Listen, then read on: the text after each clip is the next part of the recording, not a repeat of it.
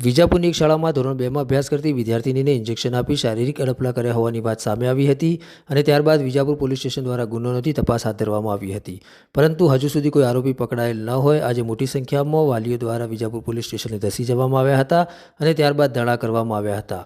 ત્યારબાદ પોલીસ દ્વારા આરોપીને ટૂંક સમયમાં ઝડપી પાડવાની ખાતરી આપી હતી અને તપાસ નિષ્પક્ષ થશે તેવી પણ ખાતરી આપી હતી।